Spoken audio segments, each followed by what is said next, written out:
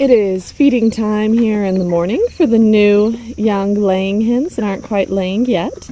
So you can see there are 2 pipe feeders that we have filled with wet fermented feed that the chickens are eating out of. We used basic PVC that you can get at the store and just glued it together in this shape. You can see the chickens can reach in those angled feed holes really well, and even when they're bigger they can reach in with multiple birds getting in at the same time. I also set down the bucket that I brought the feed out in, as well as our scoop, to kind of let them get in there and clean it out. That one looks pretty funny there in the handle of the bucket.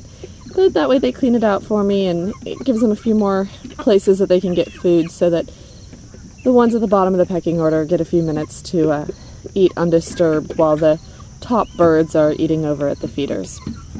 So we just moved them here into the hoop house about 36 hours ago. They seem to be doing just fine. Here is the hoop house.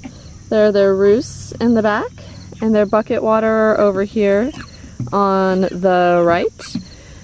And you can see the cattle panels that we curved to make the hoop house and the PVC we used to connect it.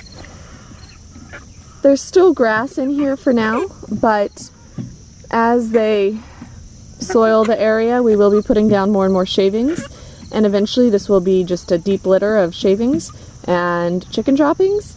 And then in the spring, when we move the chickens out of the hoop house, we should have some nice good soil from all those droppings and shavings to plant in, and between that and the clear tarps over top, we should be able to grow some pretty early tomatoes and peppers in here, and I'm really looking forward to that.